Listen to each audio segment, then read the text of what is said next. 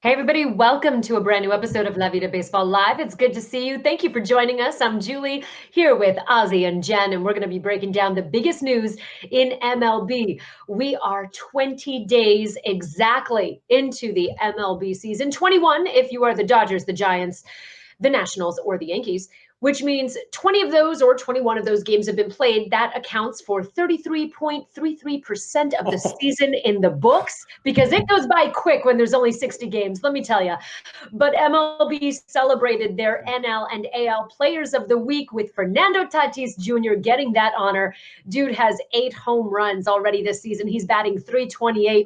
He's adding that to his career 30 home runs. He's drawing comparisons to Lindor and Baez. It feels like every outlet is covering him now. And here at La Vida Baseball, we're saying we've been known. Yeah. Right, Jennifer?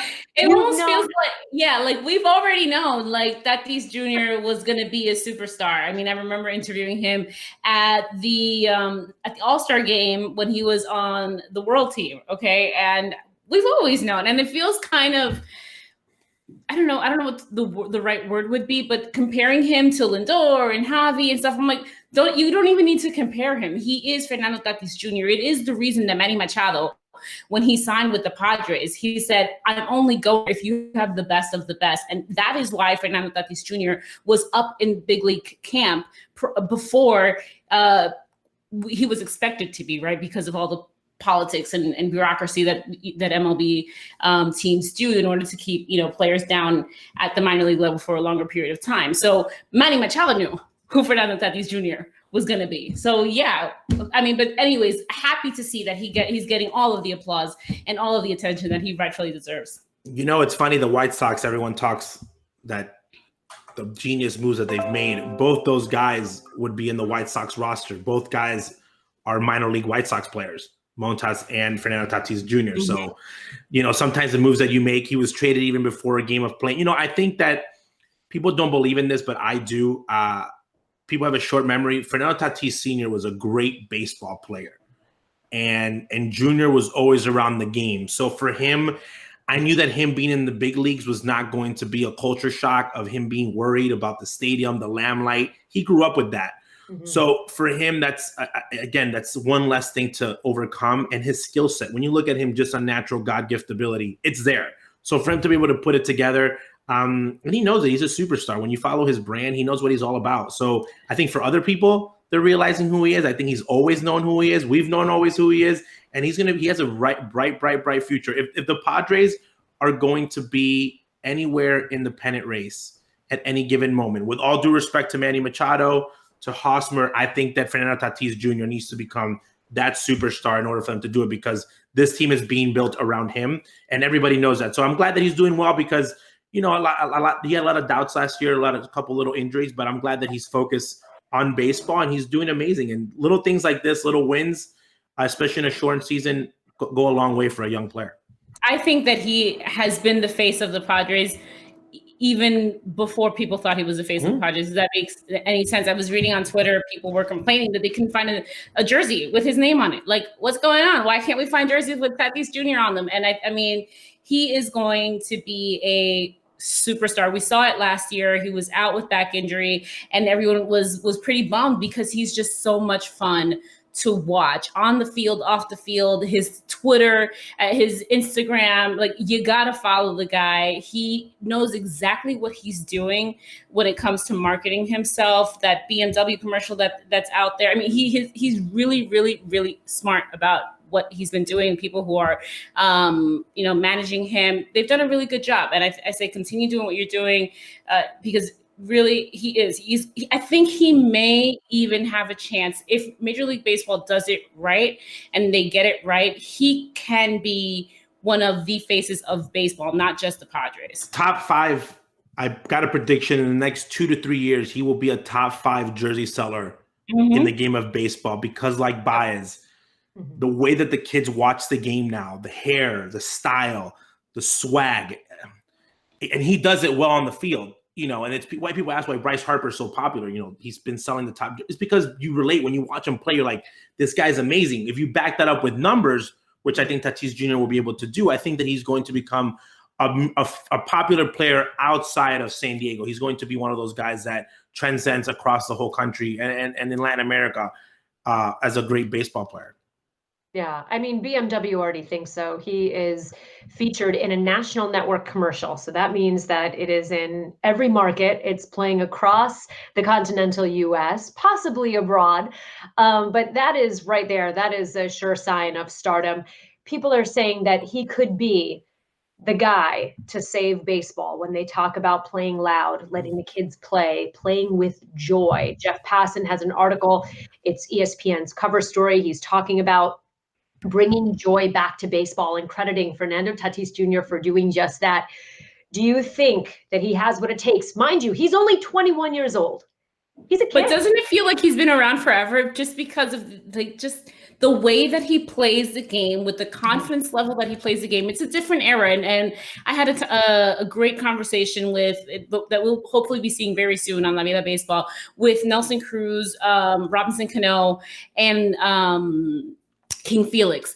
And we talked about how, and they talked about how this is a different era of guys. It's no longer like, oh, keep your head down and just play the game as a young kid. And Nelson very clearly said, he's like, this is the only time you get to be a rookie. This is the only time you get to play as a new player. Enjoy it.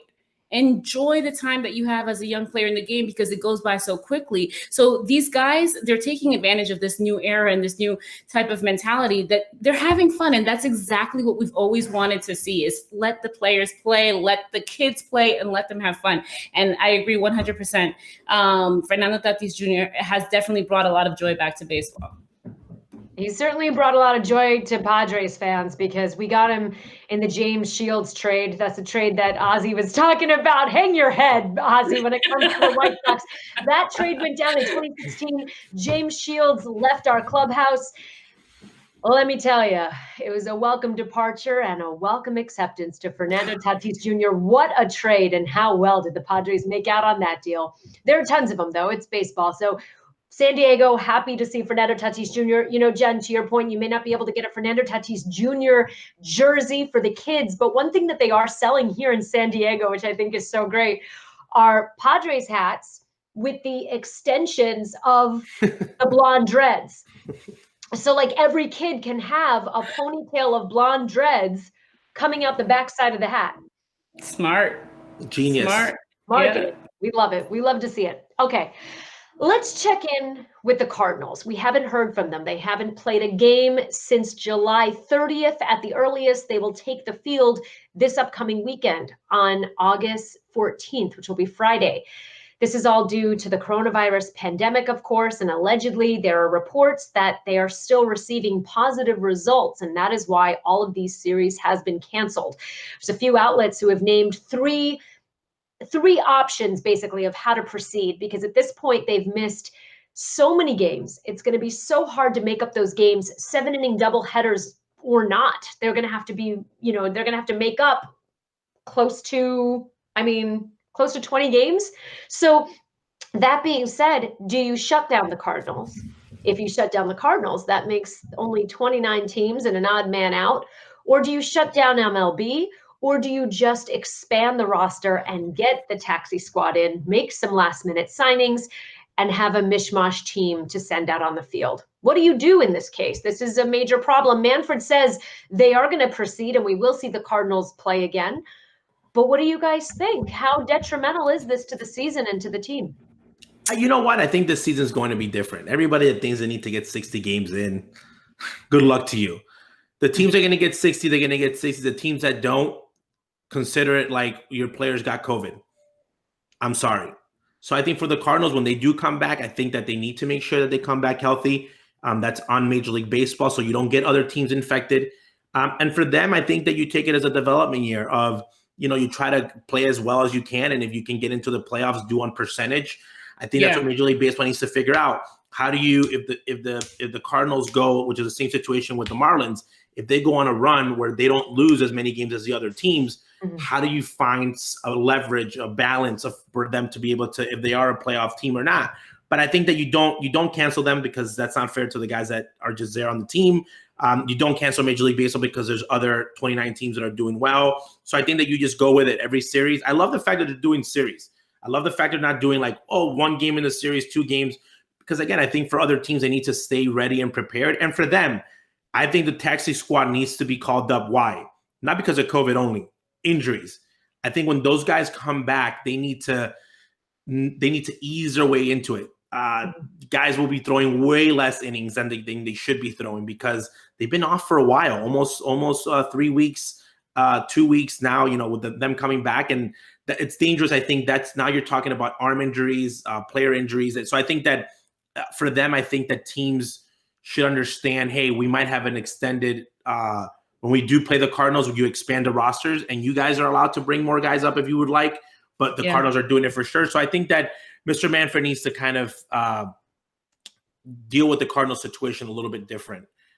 Because again, we might have other teams that are joined on this list, but you just got to keep playing and see how many games they can get in. Yeah, I agree with the expanded taxi squad, expanded rosters. I think that should be something that should be available to everybody because of the situation that we're in, right? It's every day something changes.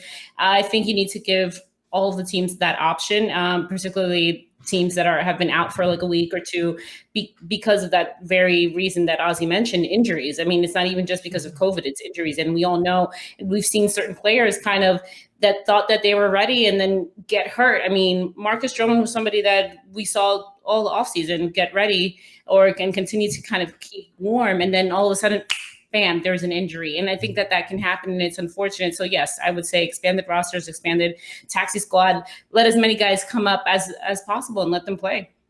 Yeah, and that is exactly what the Miami Marlins did. Last week, at any given point, they had up to 18 brand new players join the team, 8 of which their manager, Don Mattingly, had never even met before. That kind of puts it into perspective for you. Who are these guys? Who are the Mishmash Marlins? Well, one of them is a headline-making Eddie Alvarez, who won the silver medal in the 2014 Olympics as part of the USA speed skating team. You don't hear a lot of guys from Miami. He is a South Florida native becoming a speed skater, but he said that baseball was always his passion. And here he is at 30 years old, making his rookie debut. Incredible. He has been struggling at the plate as of late, but he did get a hit off of Jacob deGrom in the Mets series, which is pretty good. But this is incredible. You look at the Marlins, what they've been able to do, which is just what Jen said, expand the taxi squads, bring up these guys, give them a chance. If anything, 2020 is the time to let guys that have never seen the show, who have never come up for a cup of coffee, bring them up for a cup of coffee, have them come and play, give them a chance. And allow them to enjoy that, because right now the Marlins are sitting pretty atop the NL East, and it's just kind of a feel-good story of it is. Right it is. now. Ozzy, do you? And I have a question for Ozzy. Do you think that this is going to change the way that baseball runs itself the next couple of years? It should. I think everyone's always concerned about service time. Yeah. And I always said, if I ever became a general manager, I'm not going to worry about the next guy's job. Everyone's always worried about 4 or 5 years on the road. Most of the times you're not there, unless you're a Cashman with the Yankees. But you need to worry about now, and I think that's what the Marlins are doing. This has been happening in baseball for a long, long time. This is what you do in winter ball. I once had I was part of a conversation with Manny Acta, who's a great baseball mind, said, when you are preparing for winter ball, make sure that you have 4 rosters: one for the beginning of the year, one for the middle of the year, and then one that for the ending, and then one for the playoffs. Because it's always going to be changing. Don't count on one guy, because in winter ball, it's about like people leaving back because of family, teams stopping guys. So I think that for these general managers, I think that we're going to see who's actually more skilled, because when you look at Major League Baseball, it's been very conservative. When you see movements, it rarely happens, and you know what your roster is set, and it's only 1 or 2 moves, maybe a month, and it's only due to injury. This is allowed for franchises to see how much depth do you really have. Can you bring a kid up? And yes, maybe he's going to struggle on the plate, but I've seen him playing some great second base. So defensively, he is ready. And again, when you talk about Major League Baseball, I don't care how much statistics you have in the minor leagues. You don't know how much a guy is going to hit until he gets to the big leagues. But I do like when guys play defense because I believe that defense does not change throughout the levels. If you can play defense today in the big leagues, you can play defense today in the big leagues. So I think that this is allowed for teams to show how much depth they really have, who's the next guy up to kind of just come up and do the job. And that's when I think how great your franchise is. If your main player goes down, who's the next guy to step up? So, and I really think that's going to be who's going to be the champ, who's going to be the teams that are going to deep is the teams that have great franchises that can bring up any young player that they have in their taxi squad to be able to fill those holes. So I believe that the Marlins are doing a good job. I think Derek Jeter's been hated on for a while, but he had 18 random guys that no one knew about that have come up to the big leagues and have done their job. So you got to give him credit for that minor league system getting tested a little bit earlier than we thought he would, but they've done well so far. So good for them. Absolutely. And if there's any team in MLB who can tout their farm system, it's the Cardinals. Yeah. All right. Moving on, the Astros Fallout. This is a story we were talking about on Monday's show, and now we have a follow-up for you. The suspensions have been served. Houston hitting coach Alex Cintron has been handed a 20-game suspension. Ramon Laureano gets 6 games, but he plans on appealing, so he can technically play until that appeal has been heard. But Alex Cintron, he instigated the fight on the steps of the dugout, and he's received 20 games. And that's believed to be the largest in-game suspension that a coach has ever gotten. That's roughly half of the remaining games. There's about 44 remaining games in the 60-game season, and he will have to sit out 20 of them. Fair or unfair? Does the punishment fit the crime? Completely fair, 100% fair. I mean, I think like there was a lot of people on Twitter I saw in the comments, in our comments saying, I mean, he should have gotten more, should have been fired. And I think this is one instance when most fans and players, I think even are on the same page as far as somebody who's an authority figure who instigated a fight, regardless of what he said. He doubled down on saying that he didn't mention his mother. But it's kind of a he said, she said. And even regardless of what was said, we saw the action, right? We saw him trying to instigate this fight. So I thought it was fair, 100%. I had a huge discussion with Azagian about this, a huge dinner debate. Got intense. Mm-hmm. We know Alex Cintron. We know him personally. And I said, Alex is, and we talked about friends, and we talked to, I think that thought they were going to give him the whole year. I think that whatever punishment came down from the league, I think that it was good. Like they made the fans happy with the 20 games. I think that you show the players that, hey, coaches can't do this. Also, he's part of Houston. He's part of what happened. If it would have been another team, I think that people would have not maybe paid attention as much to it. But since it was Houston and the way they had punished the Astros in the past, people were waiting for a big for something drastic. But I think if you fire him, if you ban him, then you kind of take power away from coaches, and then our coaches are scared. I think a 20-game suspension is fair. I think then you put it on the Astros of how they're going to move forward, of what Dusty wants to do. That's a totally different story. But a 20-game suspension, the one that I'm very surprised about is the Laureano suspension. Okay, usually when you appeal, you might take 1 or 2 games off. Rarely does it get cut in half. 6 games is 10% of a 60-game season. Okay, I think that, again, it's not my job. If he would have charged right after him getting hit, I say, okay, you know what? I understand. But he was at first base. He was instigated. Okay, so I think that the 6-game suspension, especially after Joe Kelly fiasco of 8 games, 6 games to me was like very, very harsh. I think that you needed to go and say, you know what? Not think about COVID. Think about if this was just a regular season. Right. He is a position player. He's not a starter. I got into another argument about that. Pitchers usually get 6 games because you want them to miss a start. Okay, but when you're a position player and you miss 6 games, that's a lot of games. Okay, that's a lot of games. So I'm not a fan of the 6 games to Laureano. I would have been okay with 1 or 2 games for him because of the way that he handled himself. The way that he handled hhimself afterwards, very professional. Said that he regretted it because of his personal opinion, but he could have gone after Major League Baseball. And again, I really believe that if we were following the protocol of COVID, hardcore, meaning we were finding guys because they're not wearing their mask. We were getting guys that were going out clubbing and partying in more trouble, I would say, you know what? Absolutely. He's putting everyone at risk by charging the other dugout. But let's be honest, we're not doing any of that. So him running into a pile of players, not really different than somebody coming in after a night going out and being around players. So I think that the crime does not fit the punishment. I wish he would have only gotten 2 games, but hopefully his appeal is different. Also, I mean, I know that Cintron says that he didn't say anything about his mother, but I don't see why Laureano was gonna invent that or make that up. I mean, he said it. He said it. Dusty brought it up. When there's rumor, there's players that have said it. You can read the list. You say something about my mama, and again, I think that he was instigated. I think that when you're breaking down the fight, okay, and you're saying you're going to suspend a guy or not suspend a guy, they said, well, we're suspending Kelly because he instigated them by doing the face thing and making the words that he said. Okay.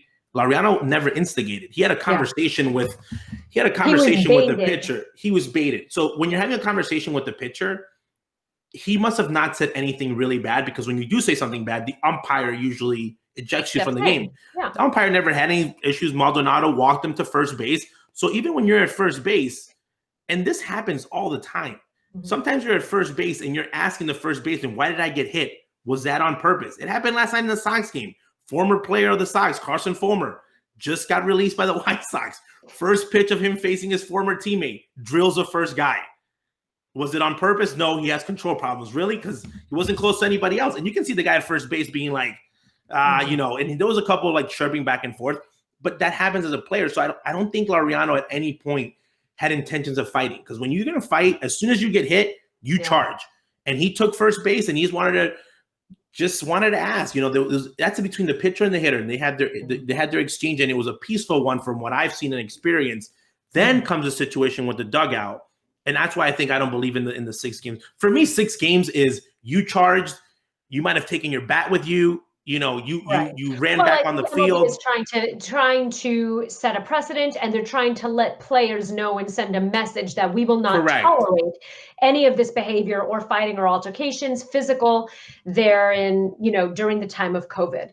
But moving on, if you happen to have an extra $2 billion just laying around and you feel like buying a baseball team such as the Mets, you have until August 31st to put in your final offer. The team has announced that August 31st is the deadline for all interested parties to submit their final offers. Steve Cohen, the original bidder for the team and current part owner, as well as A-Rod and a few select others, are still in the mix, and they have until August 31st. So they have a little bit less than 2 weeks to put in their final offer, and they are evaluating the team, which has gone down in evaluation because due to COVID and not having fans in the stands and not being able to sell advertising, X, Y, and Z, they are saying that the valuation is about $2 billion. Is it worth $2 billion, Jen? And do you think A-Rod will still be going for it? Yeah, I think yes. I mean, I'm not a numbers person, but if they say it's worth $2 billion, I believe that it's worth $2 billion. And I just hope that A-Rod and Jennifer can get this deal done. It's not only because I'm a Jennifer Lopez fan. It is because I look at it from a PR perspective, and both of them being from New York, growing up in New York, Alex lived for some time in Washington Heights, and Jennifer obviously has the Bronx roots. Alex is a very smart baseball person. I think he and we all know this, has been very, very wise after retiring from baseball at number one, changing his image and just, complete, 180 when it comes to his image and the way that people perceive him. He knows who to surround himself with. And I really do think that it would be a success with this New York team. Yeah, he's been very strategic. Ozzy, do you think that? Oh, do it. Because, it's such a Mets thing to happen. $2 billion, is a sweetheart deal. You're in New York. You're in New York. You're the other team in town. If you get that team to win, that's a lot of money. I think I was going to ask, does it come with Stroman or without Stroman? In a team where so many crazy things have happened, A-Rod and J-Lo owning it, it's really, that's not that surprising. I think that a new ownership could change the way that this team handles everything from public relations to to the way they're perceived. Right now, they're perceived as kind of like the running joke in baseball of like, oh, that's such a Mets thing. But it's a franchise that has a great history and a great fan base, a great fan base, and a place that if you go and you win, you will be, you will make money and you'll be held as a hero. So for them, it's a very cheap buy from a baseball standpoint with a huge return on low risk. And for the Mets fans, I think it's just something new, from just how this team, the way it's handled. The last couple of years, it's just been handled just horrific. Like they don't really think things through. Again, the Stroman situation of you trade him, you don't try signing him to extend him. Now he's like has enough days to be considered a free agent. He might walk away. You gave up free agents. These are things that you cannot let happen when you're making certain moves. Like I feel like they start the project and then they like quit halfway through it. And then they just like let it go. And I think that's an organizational problem. So I really think that some new blood would definitely help the way they structure things. I love the fact that they gave an end date. Like you have to the 31st to make this deal. It's only $2 billion. They want it to happen. The Wilpons have made no qualms. They need out. They need out. The Wilpons, and I hope Major League Baseball speeds up the process of the sale being made, because at this point, the Wilpons have no desire. Okay. Yeah, they've checked out. This team. I think that every time they pay Bobby Bonilla, they're reminded of the mistakes that they made. I just think they went out. I just think they went out. Thanking Bobby. No, I know. I think they won out. I think their heart's not in it anymore. I think that they won out.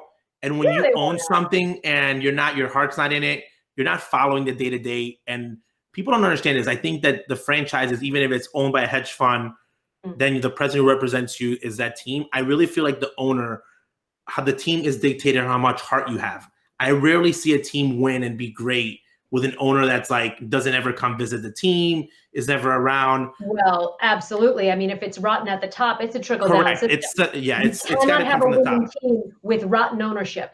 Correct. Yeah. I just don't believe it. People say they don't play, but I really just feel like if you have to invest it, like it comes from the top, like this is what we want. Because guess what? When you're going to sign a free agent or you're going to make a big move, they all have to go to the owner and say, hey, can we make this happen?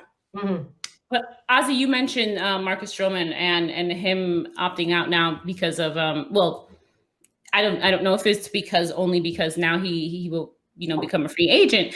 But what do you think about the criticism he's received? I, for one, I don't critique anything about it just because we are. I think that owners use it and teams use it again all the time to I'll say it, screw players on service time. Stroman's hurt. He got hurt. His calf. It's not he's a guy that's always he's always faced injuries, weird injuries, never like an arm injury, but always like calf tightness. For him to return in a 60-game season, for him to risk it and play boring baseball like with all these rules, he might come back and maybe pitch one time. There's no difference. I think that from him opting out, it could be use the excuse of COVID, but he's hurt. He either be opting out or being on the IL. Okay, so him opting out is just like, okay, great, you're opting out, good for you. Like you're because he'd be on the IL. That's the part that people don't realize. That's what I keep saying. And by him being in the IL, you're not wasting a spot for someone on the taxi squad. So he's helping another kid out. Like, why would I go to be in the taxi squad in the IL and be risking myself and using doctors and tests and massage therapists when I know I'm not coming back? So he's just being an adult. Like now, what you should be doing is you should be calling him and saying, we would like to sign you back. Let's make a deal. Because regardless if Stroman was going to pitch this year or opt out, he was going to be, it's 1 year of service. He was going to be a free agent. So all the teams out there, the White Sox, the Mets, everyone that wants his services, his money's already been, he's already gotten paid. So if anything, you're going to get him at the level of, on the lower end of what he was going to ask for because he didn't pitch this year. Because if he would have came out and pitched and won 10 games, he would have been, he's making 10 more million a year. So for him, I think now every team just needs to call him and says, hey, let's sign you as soon as possible, including the Mets, since you were the ones that made this trade. So in a baseball sense, I don't understand because I always thought it was a sign and trade, meaning I'm trading players for you. I have you on retention. I'm going to use this time to make you feel welcome and want to be a Met for a long time. Hence the Dodgers with Mookie Betts. Stroman now, again, Stroman has a lot of, this year there's 2 free agents, okay? 2 guys that are very, everyone wants him. regardless of what you think about him, he's on every team's short list because he still brings a lot of potential to be a great pitcher. Do you think, and lastly, do you think that management's hands are tied right now because of that sale that's pending? Yes. And maybe they have to wait. They have to wait. That's probably why they're saying we need to sell, because when you are a free agent, and again, you can't say Stroman's not going to sign for a 1-year deal. Hopefully that's not the case. And if he does sign for a 1-year deal, it's going to be for a very, very big one. But I think that when you're doing a multi-year, you want to know that you have committed, because I think Stroman's going to be upwards of $70 million. He's worth it. He's played for it. So I think that when you're going to make that decision, I think that you need to have an ownership in place to do it. But for Mets fans, don't get sad if you lose out on him. He is on the top 3 list of free agent pitchers. The fact that his service time accrued during this pandemic, it happens. And he could have pitched 2 games and got hurt, and his service time, people don't realize that when you're on the IL, your service time still accrues. So this has nothing to do with, he's trying to screw the Mets. Or no, it was just bad timing. And you knew when you traded for him. And that's why when he got traded, everybody was like, why are they trading for Stroman when he walks away in a year and you're not competing? Everyone thought that he would go to a team like the Yankees, just like a gun for hire. But you were like, the Mets, like, where are you guys going? So again, it was a decision that Brody might get judged for the future of it. But I think that for Stroman is a smart move to make for him as a player. All right. Well, that's going to do it for us. Thanks so much for joining us. Thank you for your comments. Thank you for tuning in. Jen, Ozzy, always a pleasure. And we will see you next week. Bye.